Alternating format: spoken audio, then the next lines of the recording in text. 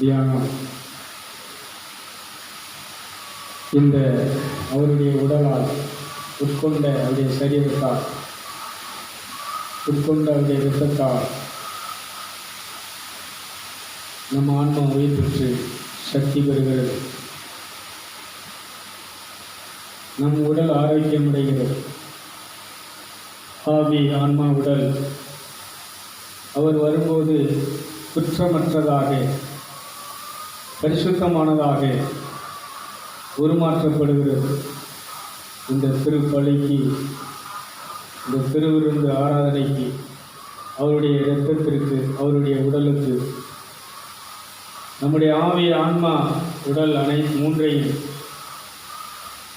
மாசற்றதாக பரிசுத்தமானதாக உருமாற்றும் சக்தி நிறைந்ததாக இருக்கிறது. ஆகவே இப்பொழுது நாம் உருமாற்றம் அடைகிறோம். உருமாற்றம் அடைந்து முகமாக இயேசுவை நாம் காண்போம். வரும்போது அவரை தரிசிப்போம்.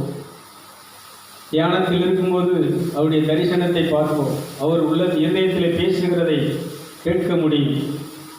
இந்த பலி, இந்த விருந்து நம் காதுகளை அபிஷேகம் பண்ணுகிறது, நம் கண்களை அபிஷேகம் பண்ணுகிறது, நம் இருதயத்தை அபிஷேகம் பண்ணுகிறது. ஆகவே இதை தீயன பற்றி தெரிய செய்வோம்.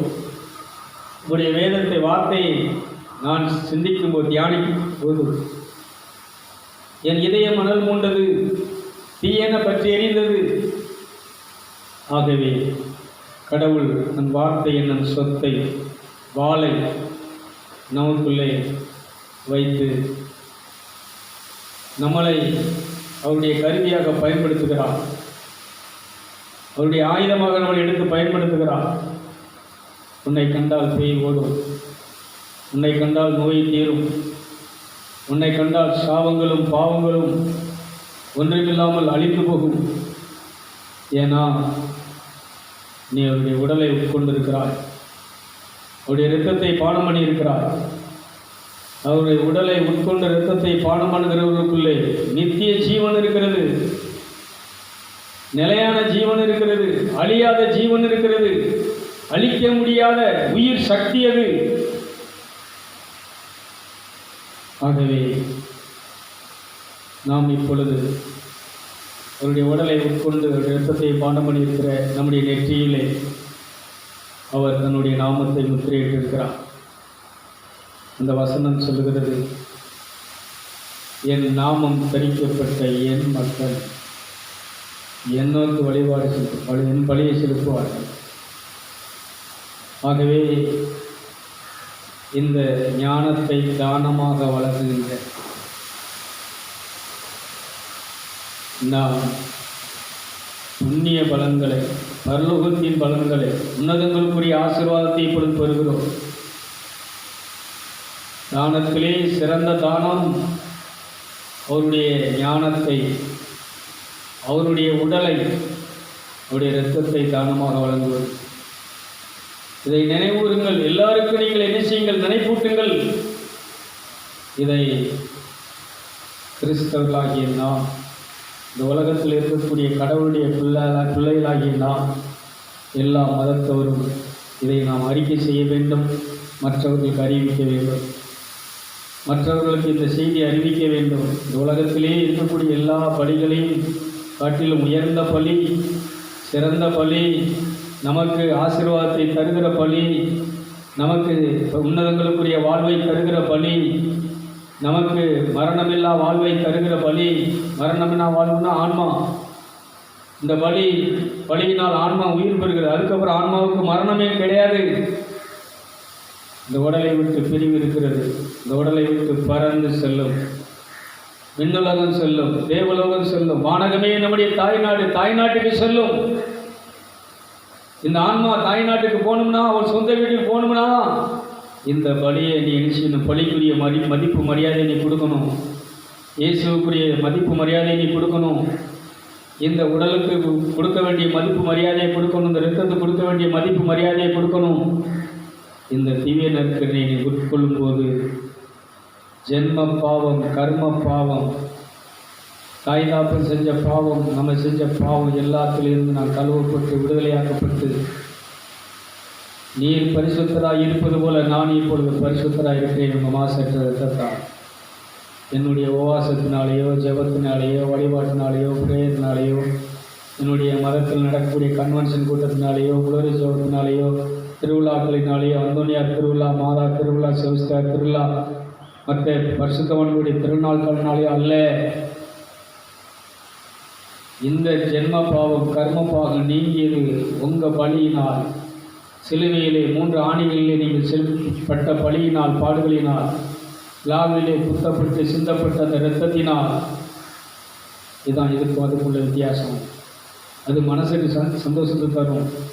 அந்த ஒரு வாரம் ஊரே திருவிழா கோலத்தில் இருக்கும். சொந்த பந்தங்கள், பிரார்த்தனைகள், ஜெபங்கள், ஆராதனைகள், சப்பரங்கள், தேர் பவனிகள், மகிழ்ச்சி, மனசுக்கு ஒரு மகிழ்ச்சியை சந்தோஷத்தை தரும். உடலுக்கு சாப்பிடுறது மூலமாக ஒரு உற்சாகத்தை தரும். புது துணியை உடுத்துகிறபடினால் சில மனதுக்கு மைண்டுக்கு ஒரு சந்தோஷத்தை கொடுக்கும். ஆனால் இந்த பலி, இந்த ஆராதனை என்னைக்கும் நிரந்தரமானது, நித்தியமானது. சிலுவையிலே என் சமாதானத்தை உங்களுக்கு தருகிறேன், என் சமாதானத்தை உங்களுக்கு விட்டு செல்கிறேன், என் அமைதியை உங்களுக்கு விட்டு செல்கிறேன். இது அவ்வளோ பெரிய சக்தி வாய்ந்தது. இப்போ நீங்கள் உணர முடியும். ஆன்மா ரொம்ப அமைதியாக இருக்கும். ஆன்மாவில் நிலையான நிறைவான சந்தோஷம், சமாதானம் நிறைந்திருக்கும். சந்தோஷமும் சமாதானமும் நிறைந்து வாழும் ஆன்மானி, நிரம்பி வழியும் ஆன்மானி. என்ன நடந்தாலும் சந்தோஷமாக இருப்பாய், என்ன நடந்தாலும் அன்பாக அமைதியாக இருப்பாய், என்ன நடந்தாலும் சிரித்து கொண்டே இருப்பாய். இது பரலோக சிலுவையில் இயேசு சம்பாதித்து கொடுத்த சந்தோஷம், சமாதானம். நான் கொடுக்கிற சமாதானம் இந்த உலகம் கொடுக்கிற சமாதானம் போல் அன்று.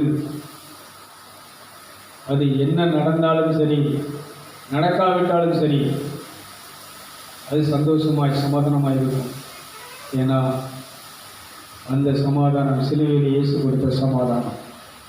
உங்களை நேசிக்கிற அன்பின் பரிசுத்த பிதாவே, நல்ல தகப்பனே, இந்த பலியை மிகுந்த கனமுள்ளதாக, மதிப்புள்ளதாக, எங்கள் ஜீவனாக, எங்கள் உயிராக, சொத்தாக நாங்கள் இந்த பலியை பார்க்கிறோம் அப்பா.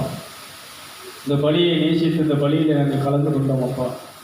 இந்த பலியிலே உங்களுடைய உடலை, உங்களுடைய இரத்தத்தை நாங்கள் இப்பொழுது பானம் பண்ணினோம் அப்பா. இந்த உடல் இப்பொழுது இந்த உடலை புதுப்பிக்கட்டும். இந்த சரீரத்துக்கு புத்துயிரல், செத்துப்போன செல்களை உயிர்ப்பிக்கட்டும். செத்துப்போன ஒவ்வொரு உறுப்புகளையும் இப்படி உயிர் பெற செய்யட்டும். செயலிழந்த உறுப்புகள் செயல்படட்டும். நரம்பு மண்டலங்கள் பலனடையட்டும், சரீர மண்டலங்கள் பலனடையட்டும், எலும்பு மண்டலங்கள் பலனடைவதாக.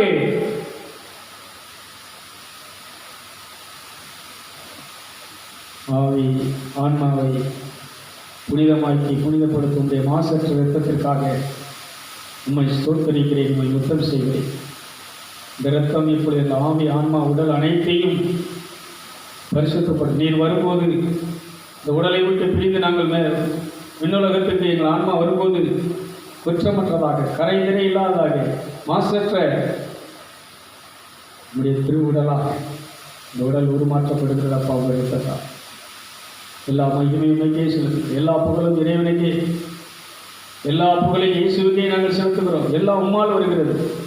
எங்களுடைய ஆற்றலாலும் அல்ல, எங்களுடைய சக்தியினாலும் அல்ல. எங்களுடைய வழிபாடுகள், நாங்கள் பண்ணுகிற காணிக்கைகள், நாங்கள் செய்கிற பொருட்களை நேர்ச்சைகள், நாங்கள் செய்கிற சில உலக பிரகாரம் மத வழிபாடுகள் செய்கிற ஒவ்வொரு காரியங்களால் அல்ல. உங்கள் பலியினால், உங்கள் பாடுகளினால், சிந்திய இரத்தத்தினால் இந்த நன்மைகளை இலவசமாய் பெறுகிறோம், கிருபையாய் பெற்றுக்கொள்கிறோம், இலவசமாய் பெற்றுக்கொள்கிறோம்.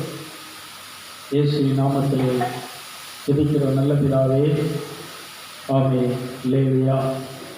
பாடல் பாடும்போது நிச்சயம்